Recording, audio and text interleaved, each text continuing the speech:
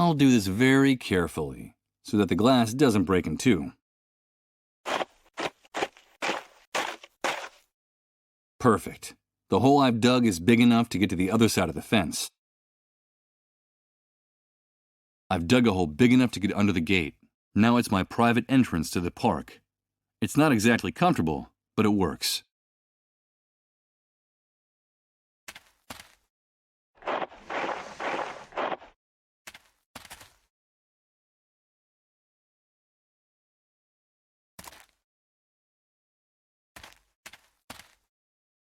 Good God! There are dozens, hundreds of corpses hanging from the branches. What could have drawn all these people here? What kind of pain? What kind of desperation brought them here? These are the corpses of ordinary people who were living their ordinary lives in their ordinary little worlds up to a very short time ago. Could any of them have imagined meeting an end like this back then? Forgotten and nameless, swaying in the breeze like marionettes. And all those savages in uniforms did was close the park. They didn't even bother to cut their bodies down from the trees. I'm afraid that tonight there are too many dark stars to count in Suicide Park.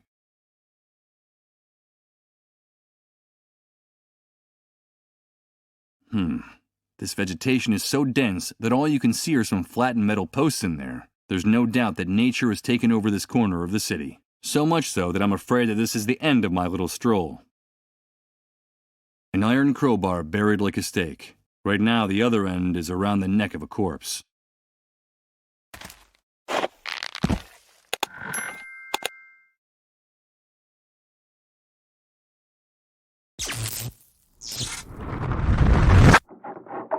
Wait a minute. That guy is the suicide victim who was hanging from this tree. No, don't do it, please! No! Good God, I saw him hang himself.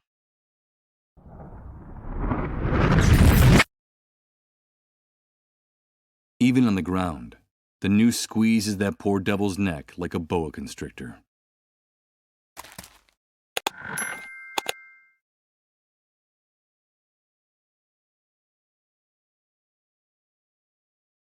One of the many dark stars in the park. Although the crows have already done a thorough job on him, from what's left, I'd say that the corpse belongs to a young man, barely of legal age.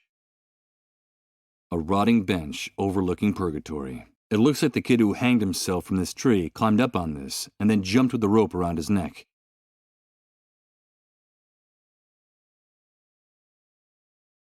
Wherever I look, I see corpses hanging from these branches, some so recent that the shadows of their faces make it seem like they're following you with their gaze.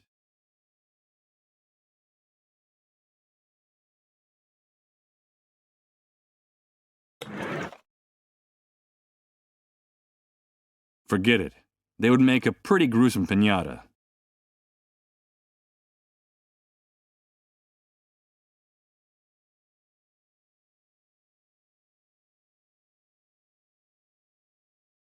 It's impressive. The park was able to devour the fence effortlessly. The metal bars became like plasticine, molded by the whims of the vegetation.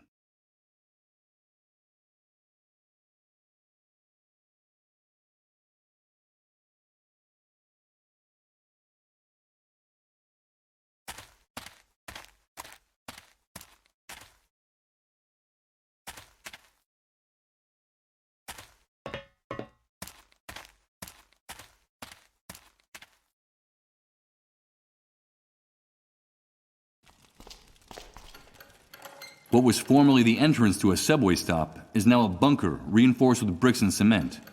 A moldy sign says, "Subway service suspended until further notice." I imagine the train tunnels were flooded or ruined after the Great Wave.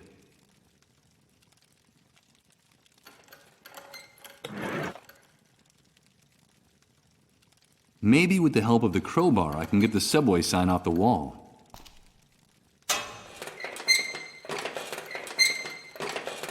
Damn it! I've managed to tear it down, but the subway sign is broken in two.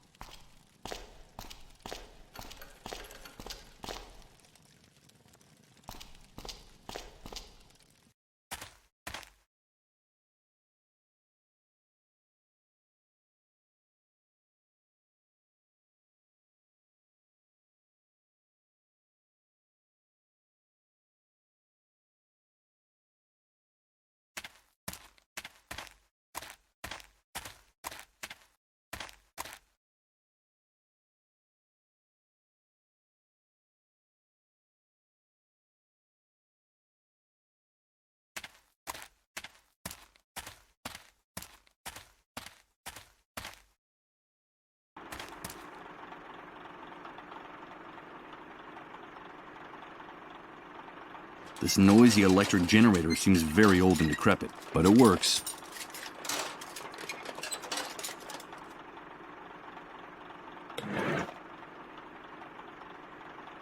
I could lasso it, like in the westerns, but even so, I'm sure that these goons would realize that the generator was missing right away.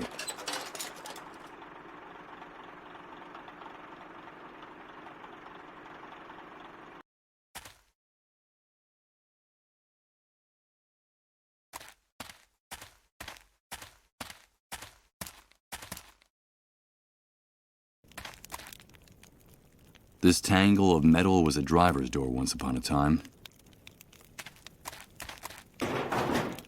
Time has left these hinges bent and rusted. There's no way I'm going to be able to break open this door with my bare hands.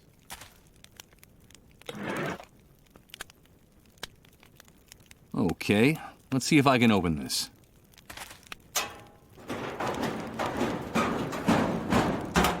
Got it. The half-scrap remains of a sports car that looks like a collector's item. From the style, it must have been worth a pretty penny a long, long time ago. But now, I'm afraid it's just scrap metal. The enormous trailer that serves as a home for Rod and his family. I find it hard to imagine that this heavy old monstrosity ever traveled on the highway.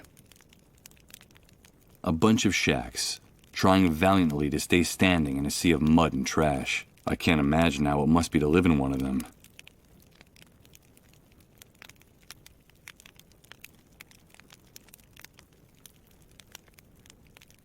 The ground in this lot is full of trash, scrap metal, and broken glass. This is where I learned my first lesson in this new world. If you want to avoid problems, watch your step.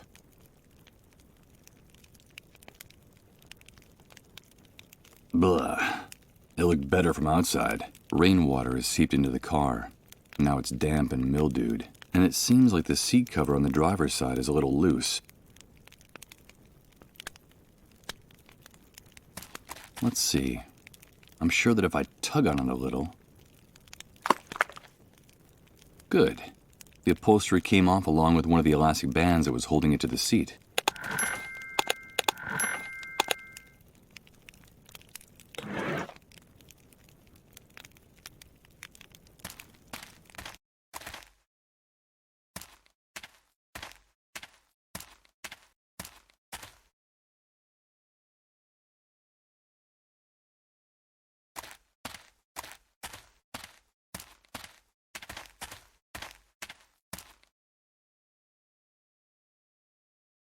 It's the charred remains of a tree trunk, fighting to keep from being devoured by the enormous hole in the ground. For the moment, it's holding its own. It seems firmly rooted in the soil.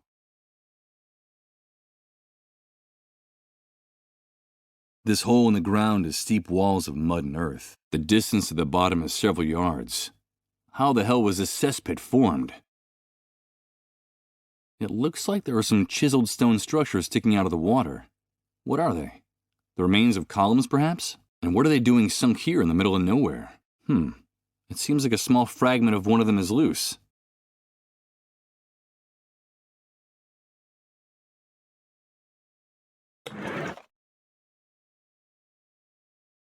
As dead as that tree is, it still looks strong enough to tie the rope to.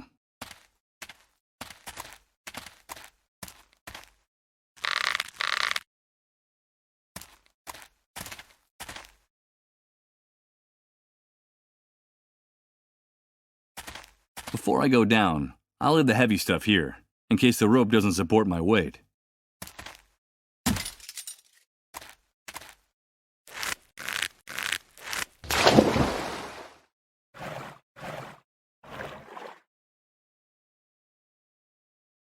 Underneath the surface, there must be many more of these stone things I see sticking out of the water. No doubt they're the remains of a structure that sank here. It seems like a small fragment of one of them is loose.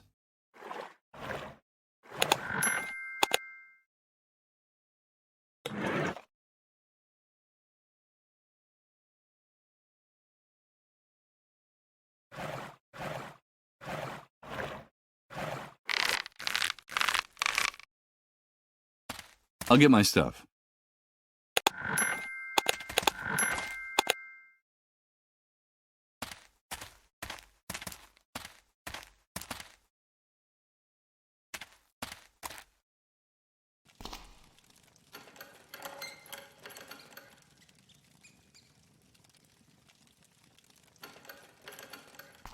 It's a poster advertising an insurance company. The slogan is, "Tomorrow comes today." There's something familiar about this poster. I'd even swear that I actually remember it. For the first time since I woke up, I can say that I can remember something from my former life. Something hazy, related to this image. But what is it? A dirty window at ground level for ventilation. It's the only opening this building's basement has to the outside. There's an advertising poster covering part of the glass at the moment.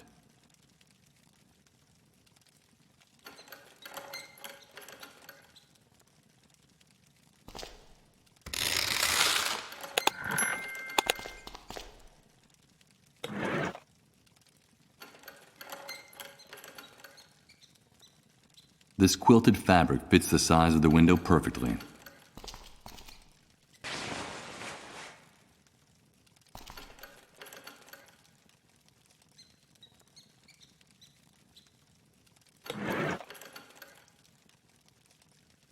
Okay, let's try this. And let's cross our fingers that the seat cover absorbs the noise of the breaking glass. If the soldiers next door find me, they'll blow my head off without bothering to ask questions.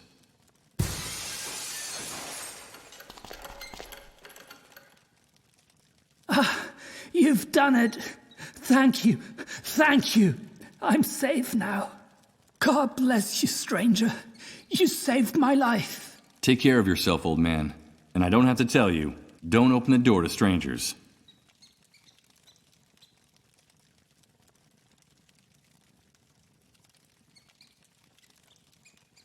Dozens of posters, all shredded, charred, or half torn off.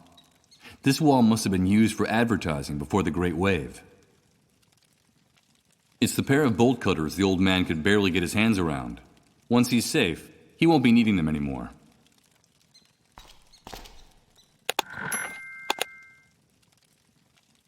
It's the silhouette of the soldiers guarding the street from around the corner. It seems like those uniformed psychopaths' rifles are projected onto each and every corner of this city.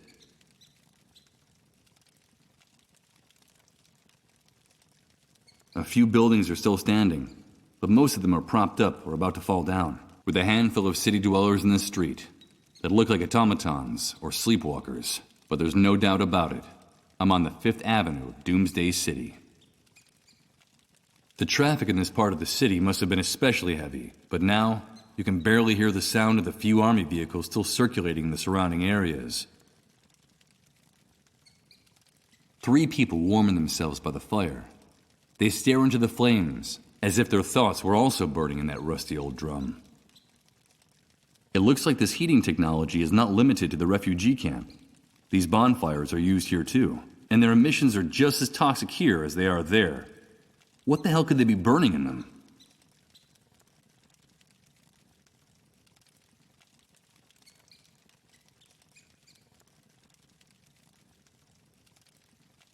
A super high-tech security system is preventing access to this door. A chain and a padlock. Primitive, but effective.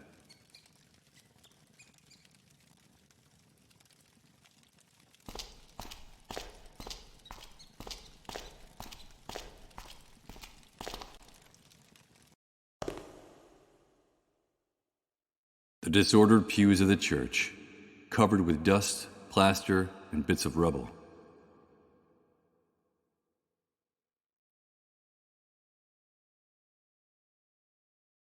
A handful of parishioners scattered inside the church. I guess they're hoping that Reverend Blake will deliver one of his famous sermons.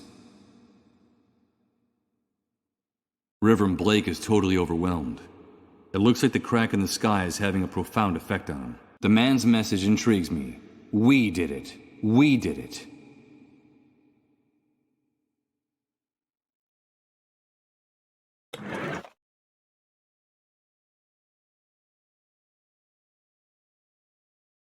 Frankly, I don't think that this is the sign Reverend Blake was talking about so fervently.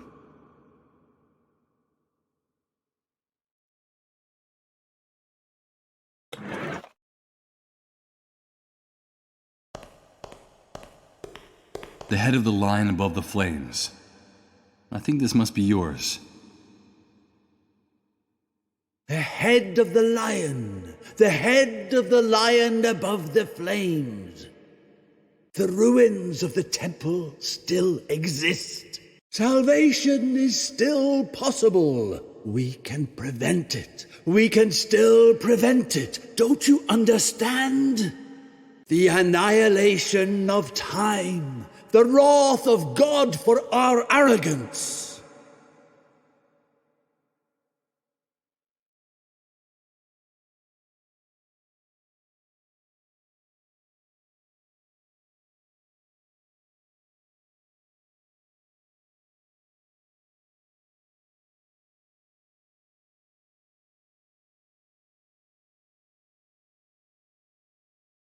When Reverend Blake ran out, he dropped this strange, improvised cross. This man seems totally possessed.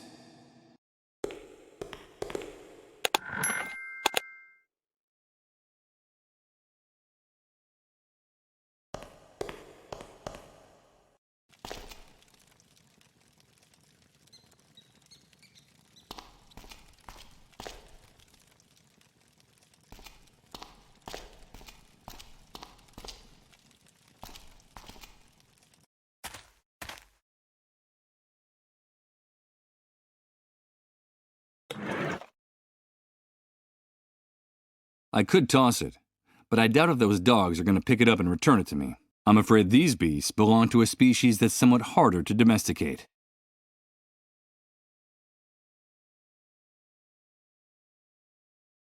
This is the barrier that vehicles pass through to get in and out of the camp. The soldiers keep it lowered and extremely well guarded. Dozens of bullet marks and some trails of fresh blood dripping down the wall. Oh my God, this corner of the camp stinks of gunpowder.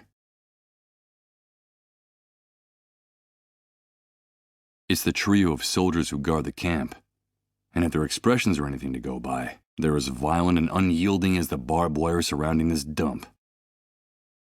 A small military sentry box with no door, so narrow that the soldier on duty can hardly turn around inside. It looks like quite a large river flowed through it once, but nowadays, only this dry riverbed remains as a reminder. Maybe this leather saddlebag contains tools for motorcycle maintenance, like well, I'm sure I could drive it. I have no idea how these machines work.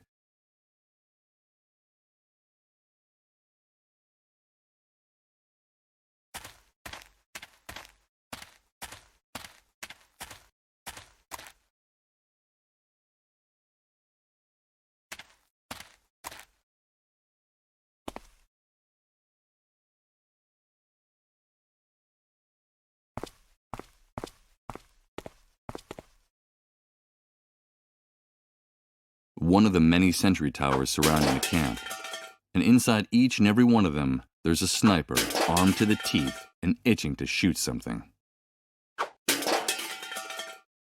The view from here is incredible. Until you get a look from this side, it's impossible to get an idea of the true size of the refugee camp. That must be that strange phenomenon in the sky I've heard people talking about in the camp. The one that appeared just after the Great Wave. God is urging his angels to punish us through the wound. It says in the notebook I found in Rod's trailer. A pile of stones and pebbles. That's the kids' entire arsenal. It looks like they do just fine with them.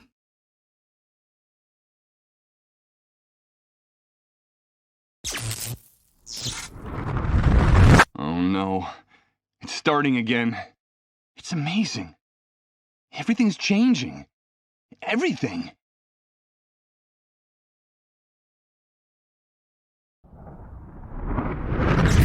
Everything is mutating, and I haven't even moved. I don't understand. I don't understand anything. It's an old wooden pallet that the kids painted a target on. The word pigs is scrawled in the center. Now it's something you can stack hands on.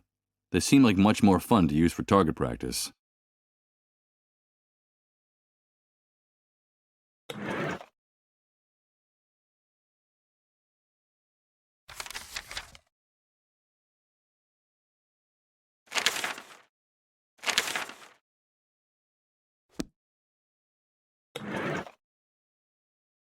So, let's see. I just made a primitive homemade slingshot.